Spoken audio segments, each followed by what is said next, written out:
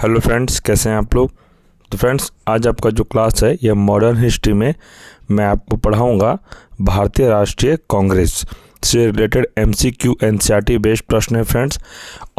और इस चैप्टर से रिलेटेड जितने भी इम्पॉर्टेंट प्रश्न हैं, आज सभी प्रश्न को इस वीडियो में मैं कंप्लीट करवा दूंगा। इससे पहले मैंने आप सभी को 8 चैप्टर का एमसीक्यू पूरा कंप्लीट करवा दिया है विथ एक्सप्लेनेशन के साथ में। अगर आपने वो 8 चैप्टर नहीं देखा है तो चैनल पर प्लेलिस्ट बना हुआ है, आप शुरू से क्लास कर सकते हैं। फ्रेंड्स, ये जो क्लास है आपका ये एमसीक्यू बेस्ड है और मैं आपको इसमें एक्सप्लेन भी करके क्वेश्चन आंसर आपको करवा दूंगा। और याद रखिए फ्रेंड्स, बीपीएससी टीआरई 4 के लिए यह चैप्टर आपके लिए बहुत ही इम्पॉर्टेंट है। इस चैप्टर से कम एग्ज़ाम में 3 से 4 प्रश्न आपको बस भारतीय राष्ट्रीय कांग्रेस से पूछा जाएगा, ये आप ध्यान रखिएगा। इसमें जितने भी प्रश्न को मैंने ऐड किया है ये सभी प्रश्न आपके लिए टीआरई 4 के लिए बहुत ही इम्पोर्टेंट होने वाला है। और मैं आपको इसमें बताऊंगा कि टीआरई 3, टीआरई 2 और टीआरई 1 में कितने सारे प्रश्न इस चैप्टर से पूछा गया था। तो वीडियो के अंत तक आप लोग जरूर बने रहे। अगर आप वीडियो को स्किप करके देखते हैं तो आपको समझ में नहीं आएगा, क्योंकि फ्रेंड्स ये जो क्वेश्चन 1, 2, 3 मैंने सीरियली वाइज लिया है कि पहले क्या आया था, उसके बाद कौन सा घटना घटी।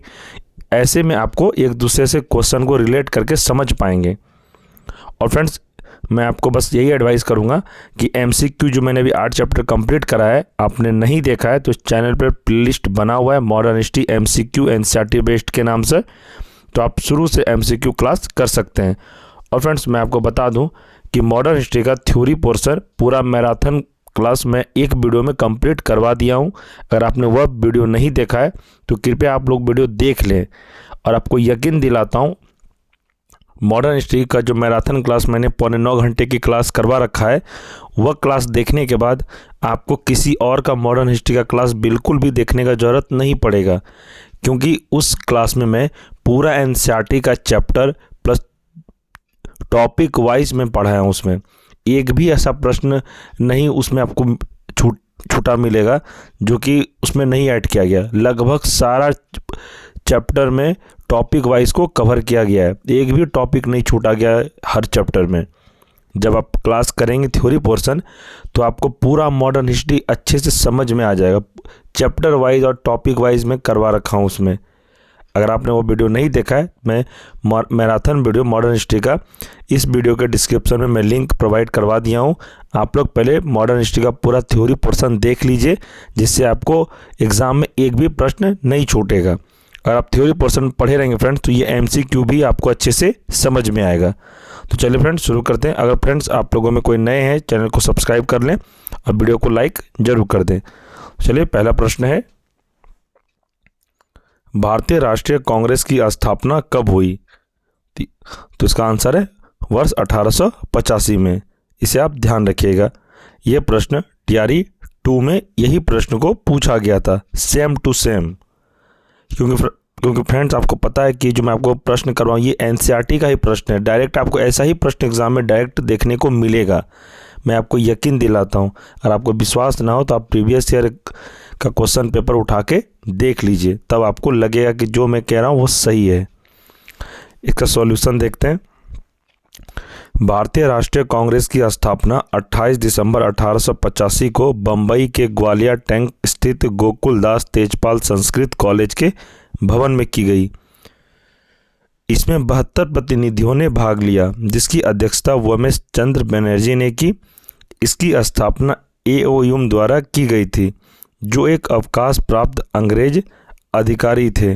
भारतीय राष्ट्रीय कांग्रेस का नामकरण दादा भाई नौरोजी के परामर्श पर किया गया था। फ्रेंड्स, अब मैं आपको बताऊंगा कि ये जो एक्सप्लेनेशन में कितने टाइप का आपको एग्जाम में प्रश्न देखने को मिलेगा। आपसे प्रश्न पूछा जाएगा कि भारतीय राष्ट्रीय कांग्रेस के प्रथम अधिवेशन की अध्यक्षता किसने की थी?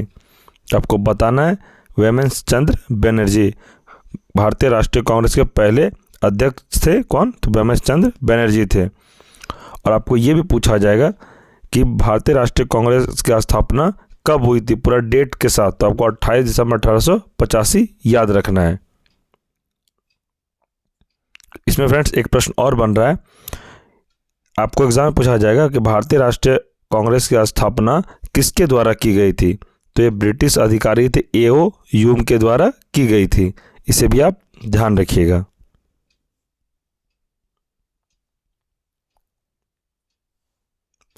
आगे प्रश्न है, निम्नलिखित में से किसे भारतीय अशांति के जनक के रूप में जाना जाता है? तो अशांति के जनक के रूप में जाना जाता है ये है लोकमान्य तिलक को। ये प्रश्न भी आप याद रखिएगा। एक्सप्लेनेशन है कि वैलेंटाइन सिरोल ने तिलक को भारत में अशांति का जन्मदाता कहा था। एग्जाम में प्रश्न पूछेगा कि अशांति का जनक जन्मदाता किसे कहा गया, तो यह तिलक को कहा गया है। और एक प्रश्न पूछा जाएगा कि अशांति का जनक तिलक को किसने कहा था, तो ये वैलेंटाइन सिरोल ने कहा था। इसे भी आप ध्यान रखिएगा।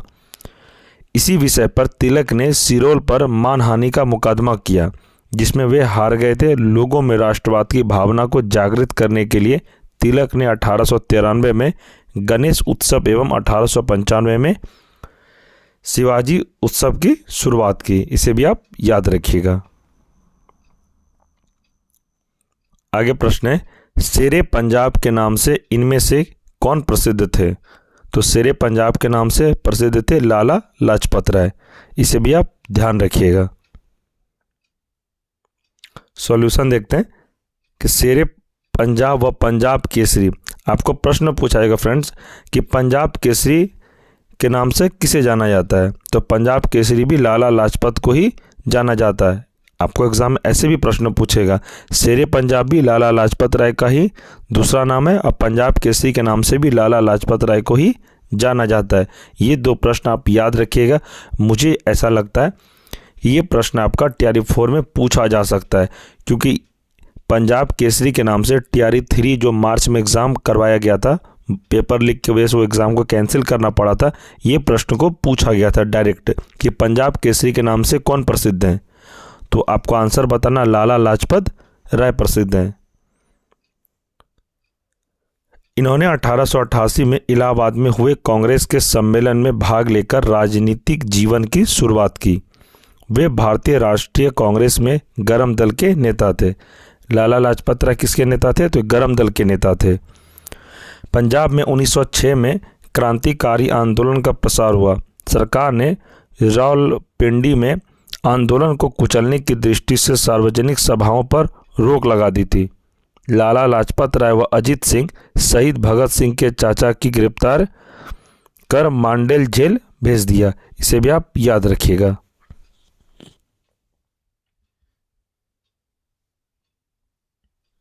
प्रश्न है, कांग्रेस के एक अधिवेशन में एक गवर्नर ने भाग लिया था। उक्त गवर्नर तथा अधिवेशन स्थल निम्न में से कौन सा था? तो आंसर है लॉर्ड विलिंगटन, जो कि बंबई 1915 में हुआ था। ये आप ध्यान रखिएगा। सॉल्यूशन है कि भारतीय राष्ट्रीय कांग्रेस के 31वें अधिवेशन में लॉर्ड विलिंगटन ने भाग लिया था। इस अधिवेशन का आयोजन 1915 में बंबई में किया गया था। इस समय वह बंबई का गवर्नर था। उन्होंने 1931-1936 तक भारत के गवर्नर जनरल एवं वायसराय के रूप में कार्य किया। इसके कार्यकाल में 1 सितंबर से 1 दिसंबर 1931 तक लंदन में द्वितीय गोलमेज सम्मेलन का आयोजन किया गया था। इसे भी आप ध्यान रखिएगा।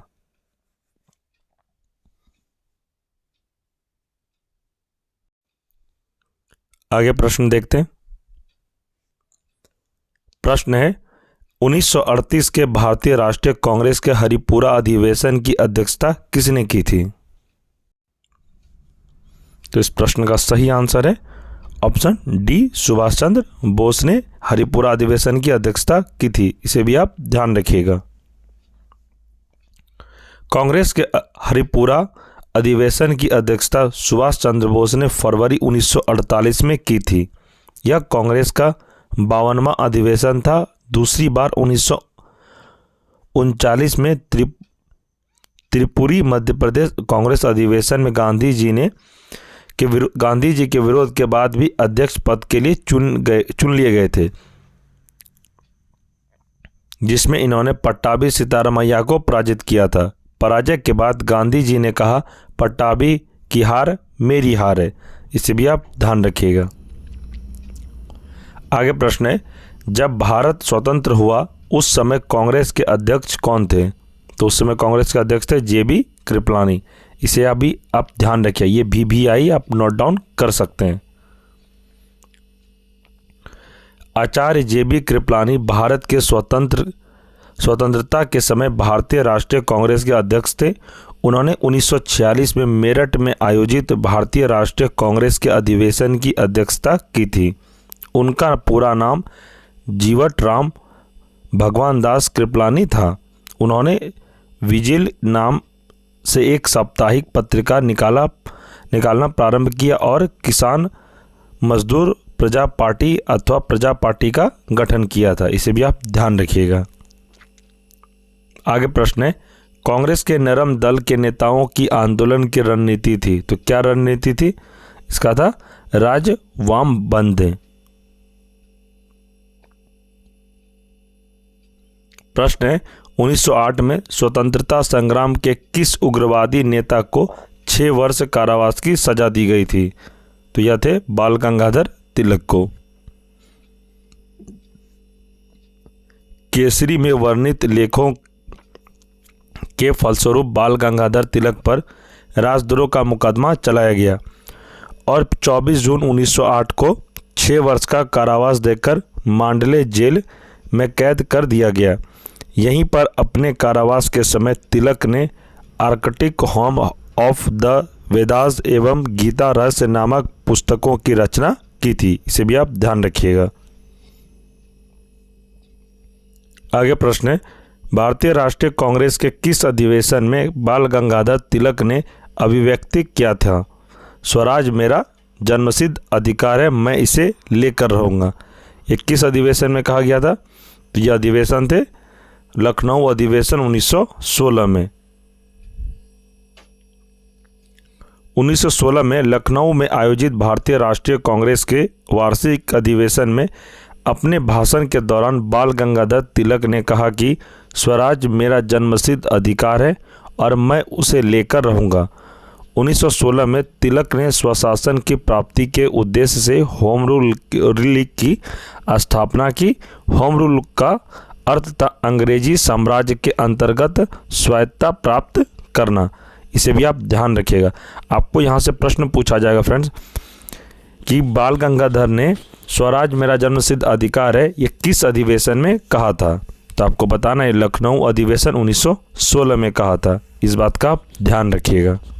एग्जाम में प्रश्न ये भी पूछा जा सकता है कि स्वराज मेरा जन्मसिद्ध अधिकार है और मैं इसे लेकर रहूँगा, यह नारा किसका था? तो यह नारा बाल गंगाधर तिलक का था। प्रश्न ऐसे भी पूछा जा सकता है, आप लोग जब मैं सॉल्यूशन जब करवाता हूँ तो आप लोग मन में क्वेश्चन बनाने सीखिए। जब क्वेश्चन बनाना सीख जाते हैं तो आपको आंसर ऑटोमेटिक याद हो जाएगा और कभी नहीं भूलिएगा। जब आप क्वेश्चन पढ़ते हैं और एक दूसरे से रिलेट करते हैं तो आपको खुद जब आप एग्ज़ाम में बैठेंगे, जब क्वेश्चन इस टाइप का आपके पास आएगा तो आपको खुद रिलेट होने लगेगा कि हाँ मैंने ऐसे पढ़ा था, वहाँ पे सर ने ऐसे बताया था। इसलिए आप लोग क्वेश्चन को क्रिएट करना सीखिए पहले। आगे बढ़ते हैं। किसने भारतीय राष्ट्रीय कांग्रेस को सूक्ष्मदर्शी अल्पसंख्यक जनता का प्रतिनिधि बताते हुए उसका मजाक उड़ाया था? यह किसने उड़ाया था मजाक? तो इसका आंसर हो जाएगा ऑप्शन डी, लॉर्ड डफरिन ने। लॉर्ड डफरिन के कार्यकाल 1884-1888 में भारतीय राष्ट्रीय कांग्रेस 1885 की स्थापना हुई थी। भारतीय राष्ट्रीय कांग्रेस की स्थापना पर वायसराय डफरिन ने यह कहते हुए उपहास किया कि यह सूक्ष्मदर्शी अल्पसंख्यकों की जनप्रतिनिधित्व वाली संस्था है। इसे आप ध्यान रखिएगा। एग्जाम में आपको कथन से रिलेटेड भी प्रश्न पूछा जा सकता है और पूछा ही जाता है। आप इस बात को 100% लिख लीजिए। तैयारी 3 तक अभी तक देखा गया है, कथन से रिलेटेड बहुत सारा प्रश्न पूछा गया है। तो मैं कथन वाला जितने भी प्रश्न आपको करवाता हूँ तो आप उसे नोट डाउन कर लें या फिर अच्छे से समझ लें और याद कर लें। ऐसा ना हो कि एग्ज़ाम में प्रश्न हो और आप छोड़ के आ जाएं या फिर गलत आंसर लगा के आ जाएं। आगे प्रश्न है, भारतीय राष्ट्रीय कांग्रेस के दूसरे अधिवेशन वर्ष 1886 में अध्यक्षता किसने की थी? तो दूसरे अधिवेशन जो हुए थे 1886 में, उसकी अध्यक्षता किसने की थी? तो यह थे ऑप्शन सी, दादा भाई नौरोजी ने। अध्यक्ष से रिलेटेड प्रश्न आपको एग्जाम में पूछा जाएगा, वही मैं आपको बता देता हूं कि कांग्रेस अधिवेशन अध्यक्षता का वर्ष दादा भाई नौरोजी ने कब किया था? तो 1886 में, 1893 और 1906 में भारतीय राष्ट्रीय कांग्रेस की अध्यक्षता दादा भाई नौरोजी ने 3 बार अध्यक्षता की थी। इसे भी आप ध्यान रखिएगा। जॉर्ज यूले, एग्जाम में आपको प्रश्न पूछा जाएगा कि भारतीय राष्ट्रीय कांग्रेस का ब्रिटिश अध्यक्ष कौन बने थे, यानी कि अंग्रेज अध्यक्ष कौन थे कांग्रेस अधिवेशन के? तो आपको बताना है जॉर्ज यूले थे 1888 में। सुरेंद्र नाथ बनर्जी ये 1895 और 1902 में अध्यक्ष रहे थे भारतीय राष्ट्रीय कांग्रेस के। लाला लाजपत राय यह 1920 में रहे थे। कांग्रेस के त्रिपुरी अधिवेशन के पश्चात सुभाष चंद्र बोस और दक्षिण पंथियों का समस्त विवाद किस प्रश्न पर केंद्रित हो गया था? तो बताइए, इस प्रश्न का सही आंसर है कांग्रेस कार्यकारिणी समिति के गठन। ये आप याद रखिएगा। तैयारी 4 में इस बार प्रश्न ये वाला आने का कम से कम 90% मुझे लगता है ये प्रश्न आने के प्रबल संभावना है। चाहे आप किसी भी क्लास का तैयारी कर रहे हैं, चाहे पीआरटी का तैयारी कर रहे हैं, चाहे आप पीजीटी या फिर टीजीटी या फिर 6 to 8 का तैयारी कर रहे हैं, ये सभी क्लास के लिए प्रश्न बहुत ही इम्पॉर्टेंट है। इस बात का आप ध्यान रखिएगा। सॉल्यूशन है कि कांग्रेस के त्रिपुरी अधिवेशन 1939 के पश्चात सुभाष चंद्र बोस और दक्षिण पंथियों के मध्य विवाद कांग्रेस कार्यकारिणी समिति के गठन के प्रश्न पर केंद्रित हो गया। इस विवाद के कारण सुभाष चंद्र बोस ने अध्यक्ष पद से त्यागपत्र दिया एवं मई 1939 में कांग्रेस के अंतर्गत फॉरवर्ड ब्लॉक की स्थापना की। एग्जाम में आपको प्रश्न पूछा जाएगा कि फॉरवर्ड ब्लॉक की स्थापना किसके द्वारा की गई? तो बताना है आपको सुभाष चंद्र बोस के द्वारा की गई थी। आगे प्रश्न है, भारतीय राष्ट्रीय कांग्रेस की पहली महिला अध्यक्ष निम्नलिखित में से कौन थी? तो भारतीय राष्ट्रीय पहली महिला अध्यक्ष निम्नलिखित में कौन सी थी? तो आपको बताना है, इसका सही आंसर हो जाएगा option B, Shrimati Annie Besant. और फ्रेंड्स, मैं आपको एक प्रश्न यहाँ से और बता देता हूँ। अगर आपको एग्जाम में प्रश्न पूछा जाए कि भारतीय राष्ट्रीय कांग्रेस की पहली महिला भारतीय अध्यक्ष कौन थी, ये तो है कि प्रश्न है यहाँ पर भारतीय राष्ट्रीय कांग्रेस की पहली महिला अध्यक्ष, सिर्फ यहाँ पूछा गया महिला अध्यक्ष, तो आपको एनी बेसेंट बताना है। और प्रश्न पूछा जाएगा भारतीय राष्ट्रीय कांग्रेस की पहली महिला भारतीय अध्यक्ष कौन थी, यानी कि पहली भारतीय महिला कौन थी जो भारत की महिला थी जो कांग्रेस के अध्यक्ष बनी थी? इसका आंसर हो जाएगा ऑप्शन ए, श्रीमती सरोजिनी नायडू। प्रश्न आपको ऐसे भी पूछा जाएगा कि भारतीय राष्ट्रीय कांग्रेस की पहली भारतीय महिला अध्यक्ष कौन बनी? भारतीय अगर आपको एग्जाम में देखने को मिल जाए तो आपको श्रीमती सरोजिनी नायडू लगाना है आंसर, और अगर भारतीय देखने को नहीं मिला, ऐसे ही प्रश्न को आपको मिला कि कांग्रेस की पहली महिला अध्यक्ष कौन थी, तो श्रीमती एनी बेसेंट थी, और यहाँ पर अगर भारतीय जुट गया तो आपको सरोजिनी नायडू बताना है। ये दोनों प्रश्न आप याद कर लीजिए। एक्सप्लेनेशन में है कि श्रीमती एनी बेसेंट भारतीय राष्ट्रीय कांग्रेस की पहली महिला अध्यक्ष थी। इन्होंने 1917 में कोलकाता में संपन्न हुए कांग्रेस के 32वें वार्षिक अधिवेशन की अध्यक्षता की थी।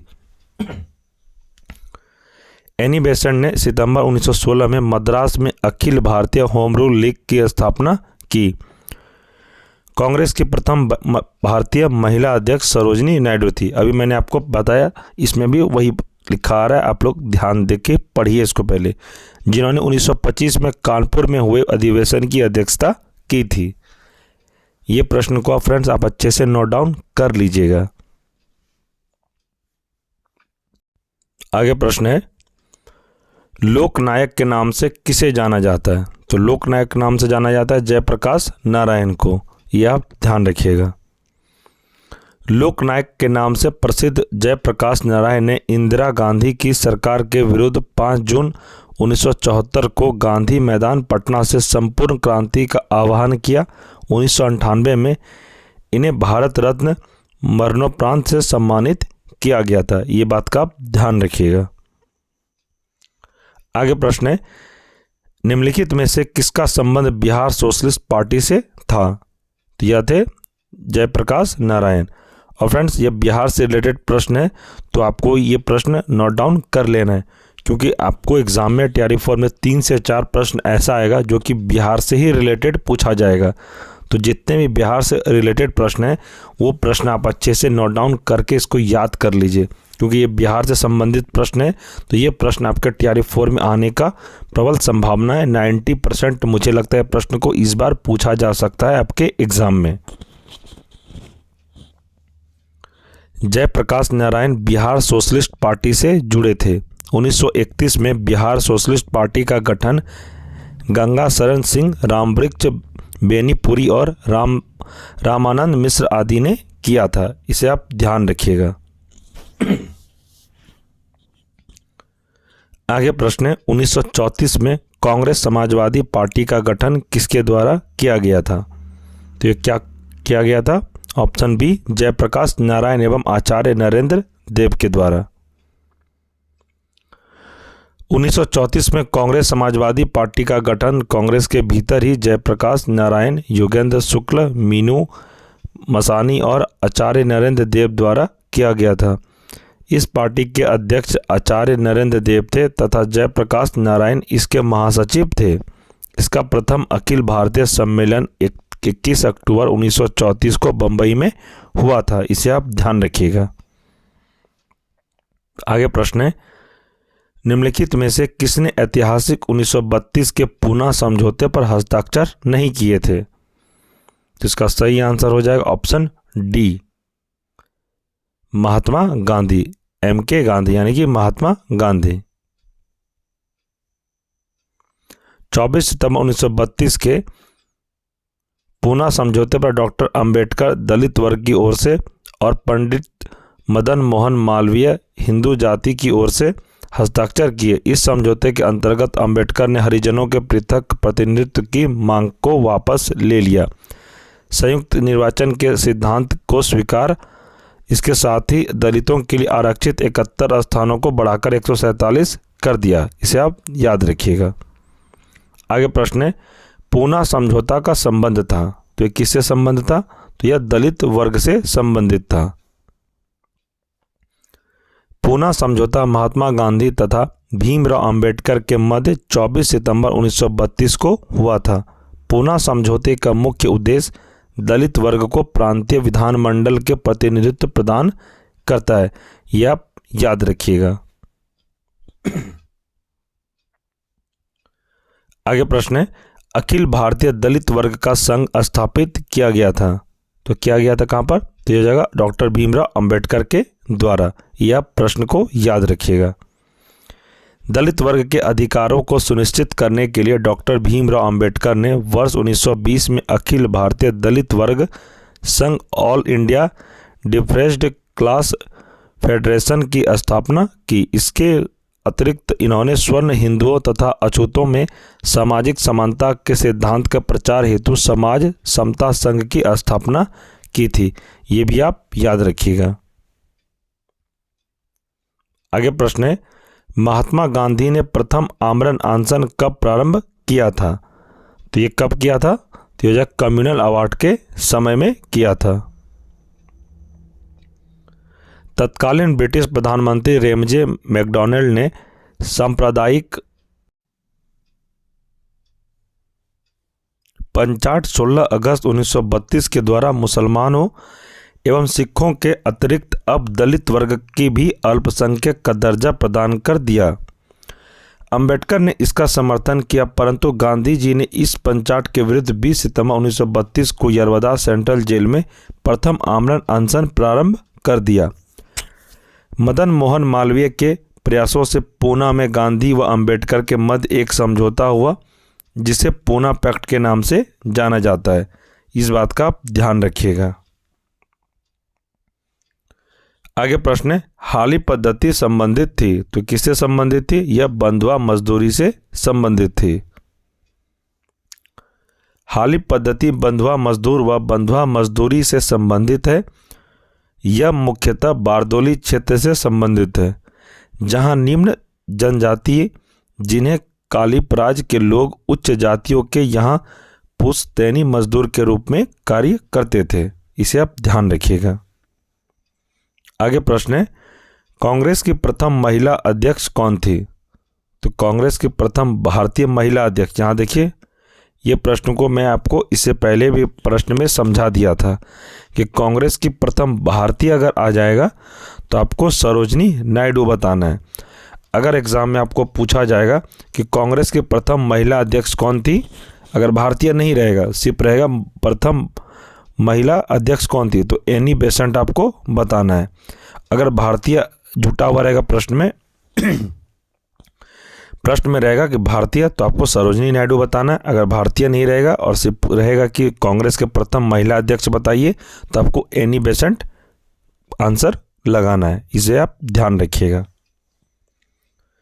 कांग्रेस के प्रथम महिला अध्यक्ष श्रीमती सरोजनी नायडू थी। उन्होंने कांग्रेस के कानपुर अधिवेशन, सरोजनी नायडू ने कानपुर अधिवेशन वर्ष 1925 40वें अधिवेशन में अध्यक्षता की थी। वह भारत में किसी राज्य की राज्यपाल बनने वाली प्रथम महिला है। वह 1947-49 तक उत्तर प्रदेश के राज्यपाल रही है। इसे भी आप ध्यान रखिएगा। आगे प्रश्न है, भारतीय राष्ट्रीय कांग्रेस के निम्नलिखित अधिवेशनों में से किसकी अध्यक्षता सी विजय राघवाचार्य ने की थी? इसका आंसर हो जाएगा ऑप्शन बी, नागपुर अधिवेशन 1920। नागपुर अधिवेशन 1920 में अध्यक्षता की श्री विजय राघवाचार्य ने की थी। इस अधिवेशन में कांग्रेस ने रियासतों के प्रति अपनी नीति की घोषणा करते हुए उनके शासकों से यह मांग की कि प्रजा को पूर्ण उत्तरदायी सरकार दी जाए। इस प्रश्न को आप ध्यान रखिएगा। आगे प्रश्न है, निम्नलिखित में से किस अधिवेशन में कांग्रेस ने पहली बार भारतीय रियासतों के प्रति अपनी नीति घोषणा की थी? तो यह हो जाएगा नागपुर अधिवेशन में। भारतीय राष्ट्रीय कांग्रेस ने 1920 में अपने नागपुर अधिवेशन में पहली बार रियासतों में जन आंदोलन के प्रति अपनी नीति प्रतिपादित की। नीति में कहा गया कि कांग्रेस रियासतों में लोगों के आंदोलन का समर्थन करेगी और उन्हें ब्रिटिश भारत के साथ एकजुट करने का प्रयास करेगी। इसका उद्देश्य धीरे धीरे रियासतों पर कांग्रेस का प्रभाव बढ़ाकर उन्हें भारत का अभिन्न अंग बनाना था। इस प्रश्न को आप ध्यान रखिएगा। आगे बढ़ते हैं। इनमें से कौन सबसे कम आयु में भारतीय राष्ट्रीय कांग्रेस का अध्यक्ष बनने वाला पहला व्यक्ति था? तो यह थे अबुल कलाम आजाद, ऑप्शन बी। 1923 में भारतीय राष्ट्रीय कांग्रेस के दिल्ली में आयोजित विशेष अधिवेशन में मौलाना अबुल कलाम आजाद 35 वर्ष को अध्यक्ष चुना गया। वह सबसे कम उम्र में कांग्रेस की अध्यक्षता की थी। वे वर्ष 1940-46 तक लगातार 6 वर्षों तक आज़ादी से पूर्व सर्वाधिक समय तक अध्यक्ष रहे। एग्जाम में आपको प्रश्न पूछा जाएगा फ्रेंड्स कि भारतीय राष्ट्रीय कांग्रेस के सबसे कम उम्र के अध्यक्ष कौन बने? तो मौलाना अबुल कलाम आज़ाद आपको बताना है। एक प्रश्न और यहाँ से पूछा जाएगा कि भारतीय राष्ट्रीय कांग्रेस के सबसे लंबे समय तक अध्यक्ष कौन बने थे? तो मौलाना अबुल कलाम आज़ाद बने थे। इस प्रश्न को भी आप अच्छे से याद कर लीजिएगा। आगे प्रश्न है, भारतीय राष्ट्रीय कांग्रेस की स्थापना के समय भारत का वायसराय कौन था? तो भारत का वायसराय था लॉर्ड डफरिन। इस प्रश्न को आप याद रखिएगा। भारतीय राष्ट्रीय कांग्रेस की स्थापना 1885 के समय भारत का वायसराय लॉर्ड डफरिन था। उसने कांग्रेस का यह कहकर मजाक उड़ाया था कि यह सूक्ष्मदर्शी अल्पसंख्यकों की संस्था है। लॉर्ड डफरिन के कार्यकाल में भारतीय राष्ट्रीय कांग्रेस की स्थापना को एक महत्वपूर्ण घटना माना जाता है।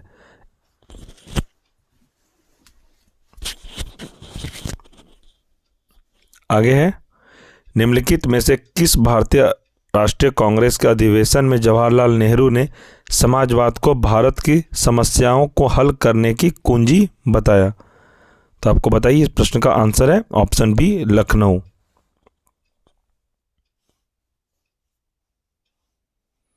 1936 के कांग्रेस के लखनऊ अधिवेशन में जवाहरलाल नेहरू ने समाजवाद को भारत की समस्याओं को हल करने की कुंजी बताया। उन्होंने कहा था कि मैं समाजवाद के अलावा ऐसा कोई दूसरा रास्ता नहीं देखता जो भारत के लोगों को गरीबी, बेकारी और गुलामी से मुक्ति दिला सके। आगे बढ़ते हैं।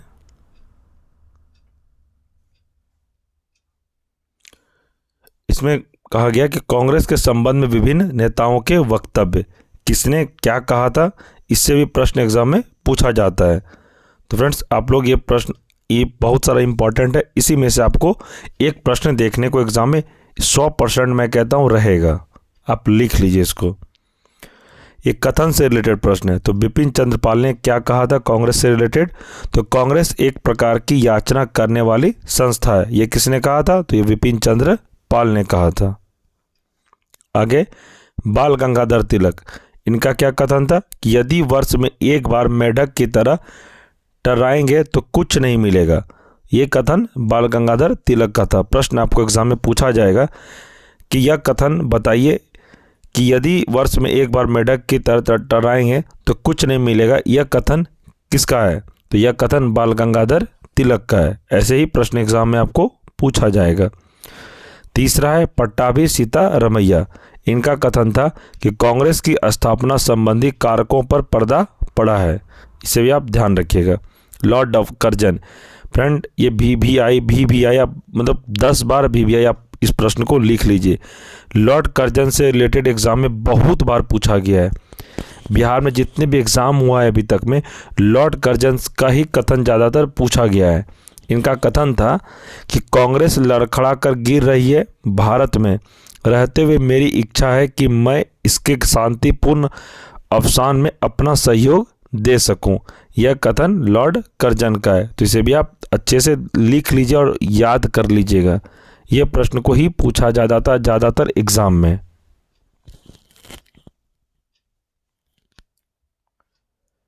आगे, लॉर्ड डफरिन, इनका कथन है कि कांग्रेस संप्रभात लोगों का प्रतिनिधित्व करने वाला संगठन है। आगे, लाला लाजपत राय, ये भी VVI आप लिख लीजिए। इनका कथन है कांग्रेस लॉर्ड डफरिन के दिमाग की उपज है। कांग्रेस के सम्मेलन शिक्षित भारतीय के वार्षिक राष्ट्रीय मेले हैं। आगे, अश्विनी कुमार दत्त, इनका कथन है कांग्रेस के सम्मेलन 3 दिनों का तमाशा है। आगे, बंकिम चंद्र चटर्जी, इनका कथन है कांग्रेस के लोग पदों के भूखे हैं। ये VVI आप लिख लीजिए। बंकिम चंद्र चटर्जी का कथन है कि कांग्रेस के लोग पदों के भूखे हैं। इस प्रश्न को भी आप याद कर लीजिएगा। तो फ्रेंड, इस चैप्टर से रिलेटेड यानी कि भारतीय राष्ट्रीय कांग्रेस से रिलेटेड जितने भी इम्पॉर्टेंट प्रश्न थे एक्सप्लेन के साथ मैं आपको इस वीडियो में कंप्लीट करवा दिया। और फ्रेंड्स, मैं आपको 100% कहता हूं कि एग्ज़ाम में आपको यहीं से प्रश्न देखने को मिलेगा, क्योंकि जितने भी प्रश्न हैं ये सभी NCERT के ही प्रश्न आपको मैं कंप्लीट करवाया।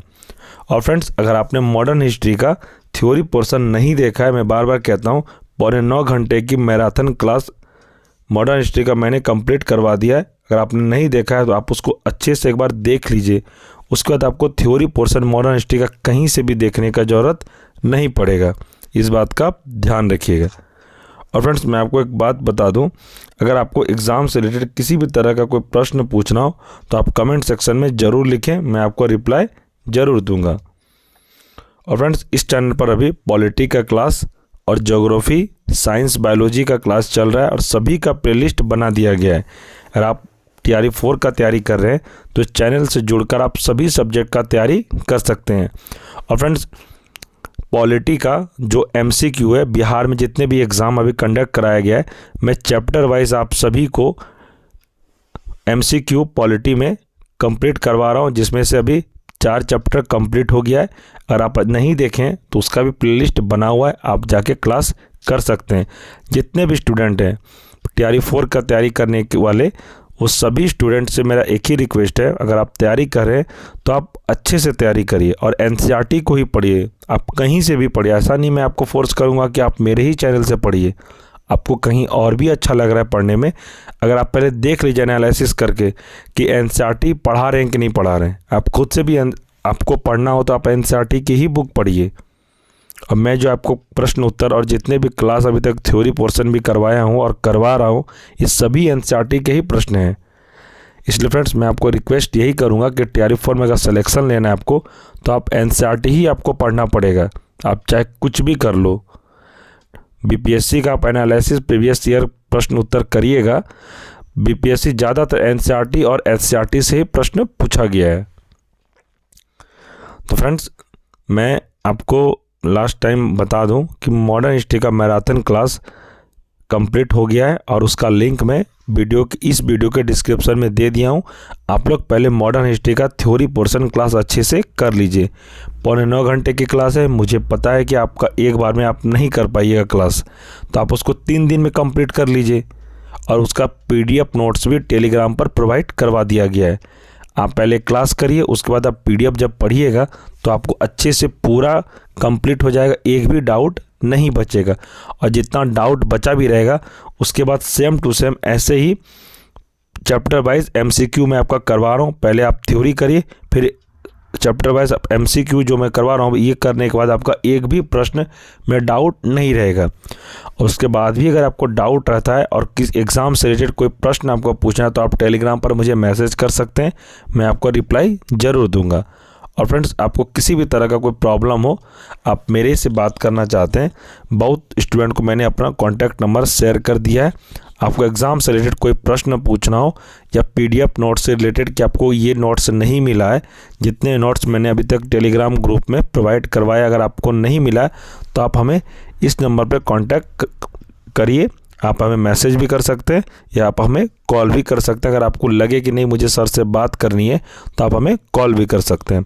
आप नंबर नोट डाउन करिए 9709427320। फिर से मैं लिख देता हूँ साफ 9709427320। यह नंबर मेरा खुद का नंबर है फ्रेंड्स। अगर आपको किसी भी तरह का डाउट हो एग्ज़ाम से रिलेटेड या क्लास से रिलेटेड, अगर आप कौन सा क्लास का तैयारी कर रहे हैं, आपको किस सब्जेक्ट पे वीडियो चाहिए, आप हमें कमेंट सेक्शन में ही बता सकते हैं या फिर आप हमें व्हाट्सएप पे मैसेज करके बताइए कि आप कौन से क्लास का तैयारी कर रहे हैं, आपको किस तरह का पीडीएफ नोट्स चाहिए।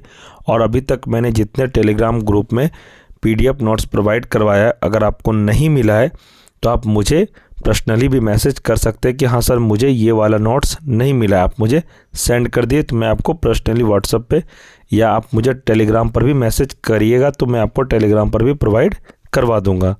कोई दिक्कत वाली बात नहीं है। बस आप लोग अच्छे से तैयारी करिए और तैयारी 4 में अपना एक सीट को कंफर्म करिए। मैं बार बार कहता हूँ फ्रेंड्स, तैयारी 5 नहीं आएगा। तैयारी 4 में अगर सिलेक्शन आपने नहीं लिया तो फिर आप 2-3 साल तक तो भूल ही जाइएगा। इसलिए कहता हूँ फ्रेंड, अच्छे से पढ़िए और एक सीट को इसी एग्ज़ाम में कंफर्म करिए। जो तैयारी 3 में 1-2 नंबर से छूट गए हैं उनके लिए बहुत ही सुनहरा अवसर है तैयारी 4, इसलिए आप लोग भी अच्छे से तैयारी करिए। और फ्रेंड्स अगर आप चैनल पे कोई नए हैं तो चैनल को सब्सक्राइब कर लें और बेल आइकन को प्रेस अवश्य कर लें। और वीडियो आपको अच्छा लगा हो तो वीडियो को लाइक करें और इसे अपने दोस्तों में भी शेयर करें जो तैयारी 4 का प्रिपरेशन कर रहे हैं। और फ्रेंड्स किसी भी तरह का डाउट हो आप कमेंट सेक्शन में ज़रूर कमेंट करें कि आपको वीडियो कैसा लगा। अगर आपको वीडियो अच्छा नहीं भी लगा है तो आप वह भी लिखिए कि आपको इसमें क्या अच्छा नहीं लगा। और आपको अगर अच्छा लगा वीडियो तो आप लिखिए कि आपको क्या अच्छा लगा।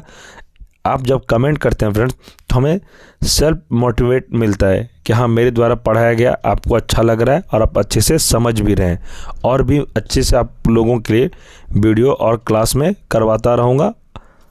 आपको इसमें टेंशन लेने का ज़रूरत नहीं है। तो ठीक है फ्रेंड्स, मिलते हैं हम लोग नेक्स्ट वीडियो में। और फ्रेंड्स जाते जाते मैं आपको एक बात बता दूं, अगर आपको इस क्लास का पीडीएफ नोट्स चाहिए आप हमारे टेलीग्राम ग्रुप में ज़रूर ज्वाइन कर जाइएगा। टेलीग्राम ग्रुप का लिंक मैं इस वीडियो के डिस्क्रिप्शन में प्रोवाइड करवा दिया हूँ। डिस्क्रिप्शन में टेलीग्राम का लिंक है, आप टेलीग्राम लिंक पर क्लिक करके आप ग्रुप को ज्वाइन कर लीजिए। अभी तक जितने भी पीडीएफ नोट्स है सभी आपको नोट्स वहाँ पे मिल जाएगा, और जितने भी क्लास होते जाएगा डेली आपको पीडीएफ नोट्स वहाँ पर प्रोवाइड करवा दिया जाएगा। इसलिए फ्रेंड्स सभी स्टूडेंट से एक ही रिक्वेस्ट, आप लोग टेलीग्राम ग्रुप जरूर ज्वाइन कर लीजिएगा। तो ठीक है फ्रेंड्स, मिलते हैं हम लोग नेक्स्ट वीडियो में। तब तक के लिए जय हिंद, जय भारत।